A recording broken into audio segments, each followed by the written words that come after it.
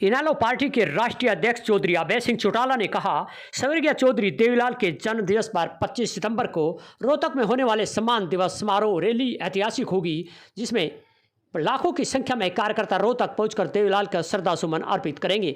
बता दें कि सम्मान दिवस रैली को लेकर प्रदेश की जनता में इतना जोश एवं उत्साह देखने को मिल रहा है। इस रैली को देश की सबसे बड़ी रैली होगी, यह कहना है समाल का हल्के के कार्यकर्ताओं के गांव नवादा में। अभय सिंह चौटाला दोपहर बाद मंगलवार को गांव नवादार के पास एक गार्डन में आयोजित समालका हल्के के कार्यकर्ताओं के सम्मेलन को संबोधित कर रहे थे।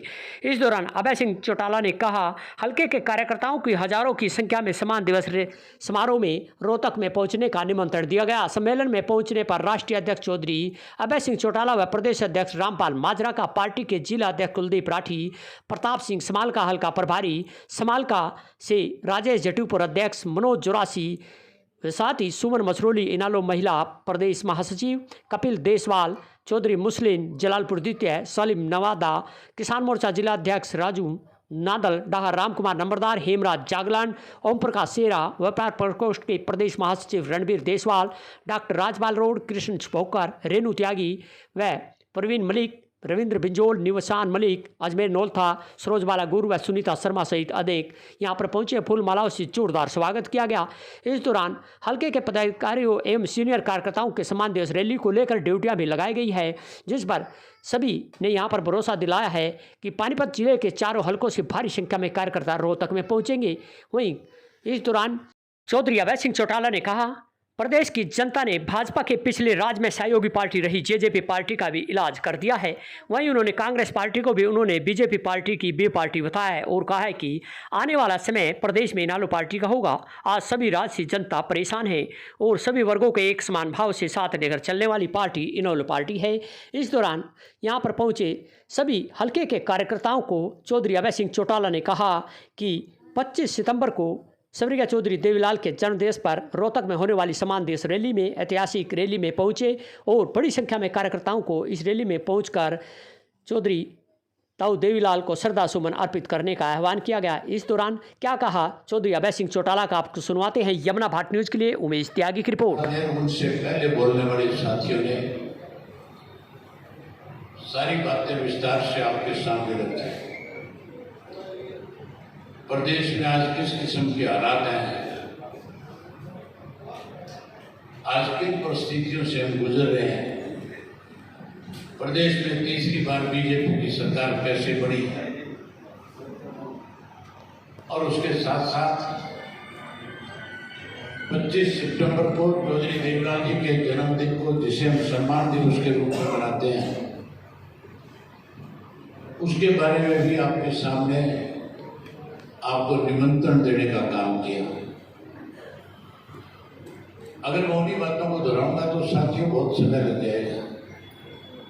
बड़े विस्तार से सारी बात माजरा साहब ने आपके सामने रखी कि चौधरी देवीलाल ने अपने समय में किस किस्म के फैसले किए,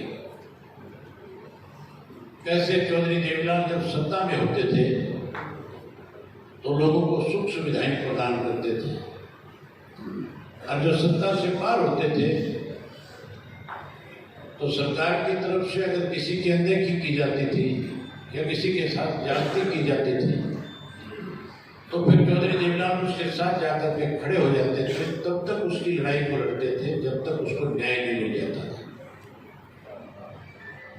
साथियों, उन्हीं चौधरी देवीलाल के जन्मदिवस के लिए आज आपको आमंत्रित करने के लिए आए, निमंत्रण देने के लिए आए।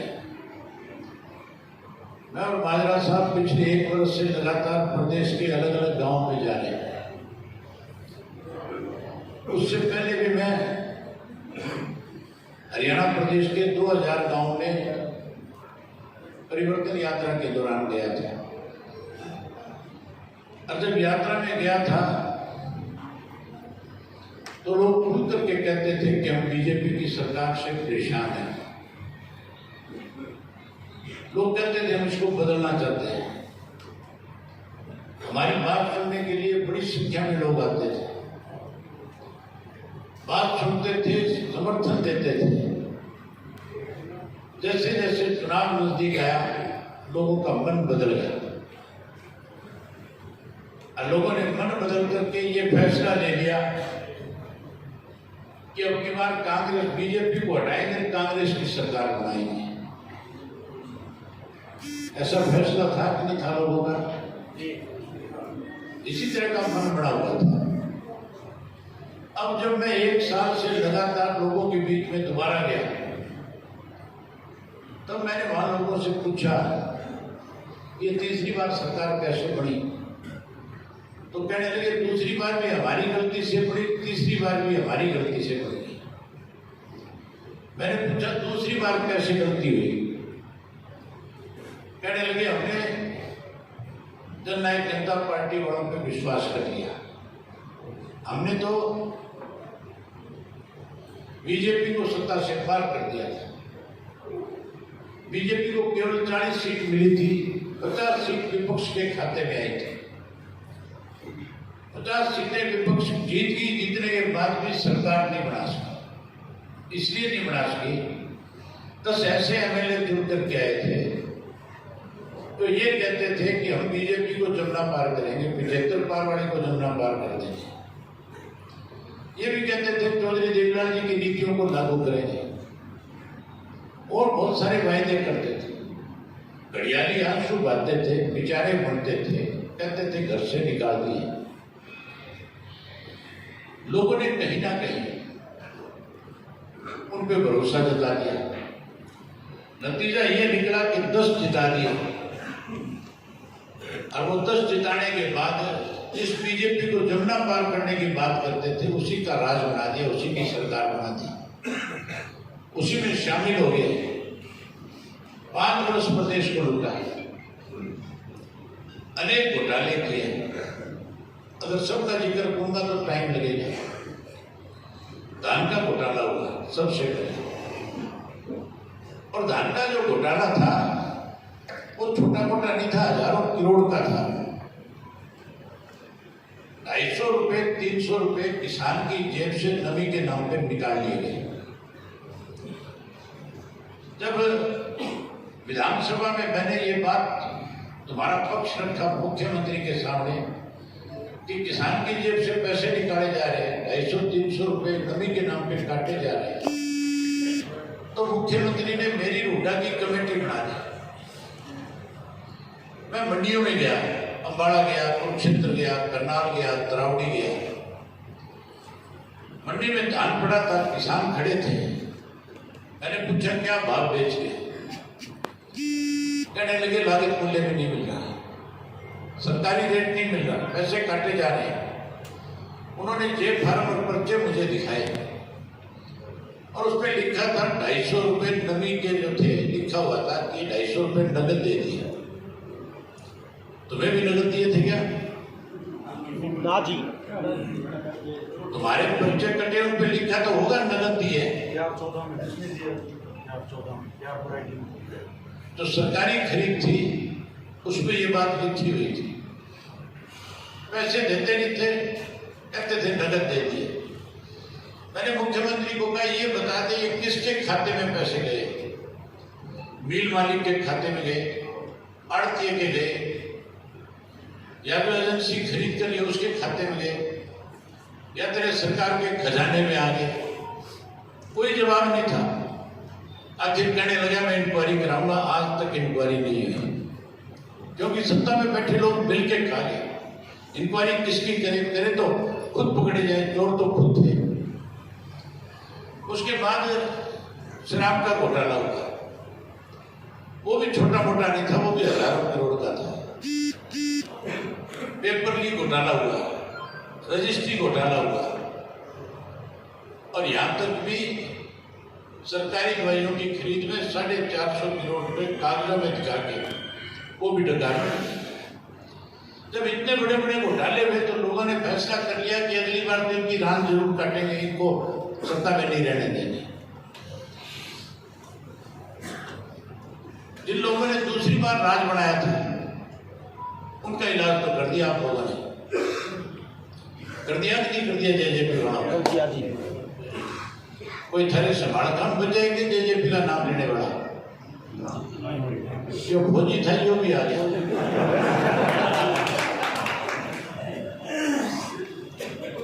बेईमान लोग थे। एक और बजरे थारी या पटवारी भाई बजरे ना भी तो सवारी रैली होने के बाद में पटवारी भी आ जाएगा, वो भी गुंजड़ पकड़ने के लिए।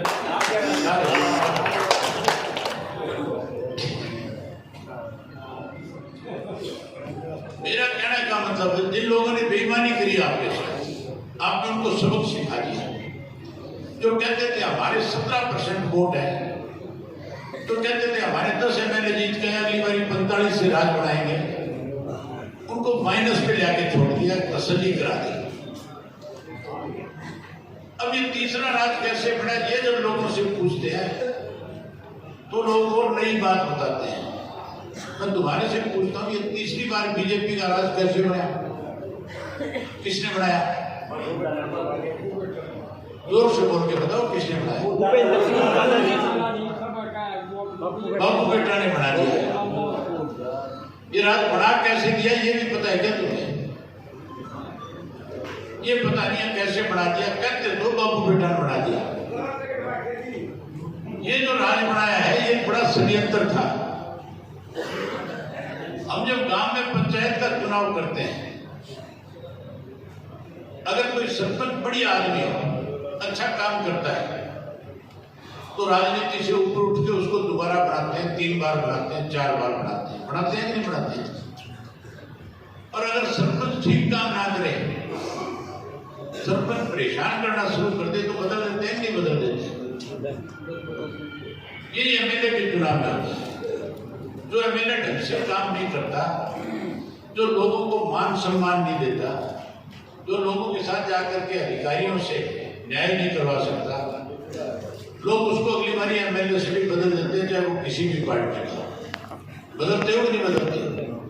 तुमने समालखा में कितने ही बदले होंगे मेरे ख्याल, अनेकों बदल दिए कि नहीं बदल दिए? इसीलिए बदल दिए कि वो काम नहीं करते थे, कहीं उनमें घमंड आ गया था। इसी तरह अब की बार जो कांग्रेस के 30 सिटिंग MLA थे, उन 30 के बारे में जब सर्वे कराया गया तो सर्वे की रिपोर्ट में ये आया था कि 30 में से 16 निकलते हैं। इन 16 के अगर टिकट तो बदल देंगे तो ये 30 के 30 जीत जाएंगे। अगर इन 16 की टिकट नहीं बदली तो फिर ये 16 कैंडिडेट जो चुनाव हार जाएंगे। उन 16 में तुम्हारे वाला भी था, समालखा वाला हार गया कि नहीं हार गया? कोई नया चेहरा होता तो जीत जाता है। लेकिन जब सर्वे कराया तो ये 16 के नाम आए कि ये 16 को अगर टिकट दे दी तो हार जाएंगे। उसी दौरान बीजेपी वालों ने उस सर्वे की रिपोर्ट के आधार पे कैसे हुड्डा को काबू किया जाए, ईडी के छापे मरवाए हरियाणा प्रदेश में, और ईडी के छापे मरवा के उसमें इसके धर्मपाल के भी ईडी के छापे पड़े थे। पड़े कि नहीं पड़े? इसके पुलिस में सिपाही था, आज हजारों करोड़ का मालिक कहां से बन गया, कैसे बन गया? था तो सिपाही पहले, हजारों करोड़ का मालिक तो मानो बेईमानी से बने, कोई ठगी ठोरी करी तभी बना। MLA तो बहुत बड़े, वो तो नहीं बड़े कोई। ईडी के छापे जब पड़े तो उसमें आया कि हुड्डा ने गैर तरीके से लाइसेंस जारी कर दिए, इसके खिलाफ पर्चा दर्ज हो गया। और पर्चा दर्ज होते ही हुड्डा बीजेपी के नेताओं के पास पहुंच गया, कहने लगा बताओ मैं थारी क्या मदद कर सकता हूं। उन्होंने कहा तो 30 के 30 जो सिटिंग MLA इनकी टिकट करवा, अगर इनकी टिकट नहीं करवाई तो तेरे को जेल की सलाखों के पीछे भेजेंगे। इसने हाईकमांड से जाके कहा कि अगर 30 के 30 को टिकट नहीं दोगे तो भगदड़ में जाएगी, भाग जाएंगे, और भाग जाएंगे तो गलत मैसेज आएगा, अब तो सरकार बन रही है, फिर दिक्कत आ जाएगी। राहुल गांधी ने दबाव में आकर के 30 के 30 को टिकट दे दी। नतीजा ये हुआ 30 में से 16 हार गए। अगर वो पुराने 30 की लिस्ट उठा करके तुम देखोगे तब तुम्हें पता चलेगा कि उनमें 16 तो बीजेपी वाले जीत के कांग्रेस राज हार गए। उसी दिन बीजेपी वाले कहने लगे भारत तो राज बनेगा और कोई नहीं रोकता। पिछले 2 साल से लगातार हुड्डा एक ही काम में लग रहा था कैसे बीजेपी को दोबारा सत्ता में लाया जाए, क्योंकि इसको डर था कि अगर कोई गड़बड़ी करेगा तो ये बीजेपी वाले चलते चुनाव में उठा के तेरे को जेल की सलाखों के पीछे बंद कर देगा। 2 साल से प्रचार करता था, जहां भी जाता था ये कहता था इंडियन नेशनल लोकदल वाले तो वोट काट हुए, ये तो बी टीम है बीजेपी की। अब आपको पता चल गया ना बी टीम कौन है, पता चल गया कि नहीं चल गया? Hooda and party B team है। आज पूरा हरियाणा प्रदेश का एक एक आदमी ये बात कहता है। हमारे बारे में बी टीम कहता था, वोट काटू कहता था। इंडियन नेशनल लोकदल पार्टी का कार्यकर्ता वोट काटू नहीं है, ना किसी की बी टीम बनकर के काम करता। इंडियन नेशनल लोकदल पार्टी का कार्यकर्ता तो रात काटता है। आपने कांग्रेस को अनेक दफा हराया, सन 1970 में कांग्रेस को हराया कि नहीं हराया? उसके बाद 87 में हराया कि नहीं हराया? फिर 99 में हराया कि नहीं हराया कांग्रेस को? 2000 के चुनाव में फिर सत्ता से बाहर कर दिया। कांग्रेस वालों को इस बात का डर था कि इंडियन नेशनल लोकदल पार्टी का कार्यकर्ता अगर इकट्ठा हो जाएगा तो फिर कांग्रेस पार्टी को कोई जगह नहीं है हरियाणा प्रदेश में, इसलिए ये प्रचार करते थे। अब साथियों, अगर आप चाहते हो कि बीजेपी की मदद करने वाले लोगों की रात काटे जैसे जेजेपी की काटी है, तो फिर 25 तारीख को बड़ी संख्या में रोहतक पहुंचना। हमने पिछली 24 को मीटिंग करी। मीटिंग के अंदर रोहतक के कार्यकर्ताओं ने, पदाधिकारियों ने आकर के हमारे से कहा, अब की बार क्या हमें मनाने दो 24 का जन्मदिन। मैंने उनसे पूछा, तुम क्या खास करोगे भाई? आगे से उनका जवाब था कि जिस हुड्डा ने हमारे साथ बेईमानी करी, चौधर के नाम पे पकड़ाया, झूठ बोला, हम उसको सबक देना चाहते हैं और रोहतक में ही इसका इलाज करना चाहते हैं। तो रोहतक में इलाज करने आओगे कि नहीं आओगे सारे? तो यही बात करने आया था। आपने मेरी बात सुनी, आपका बहुत धन्यवाद। जय हिंद, जय भारत।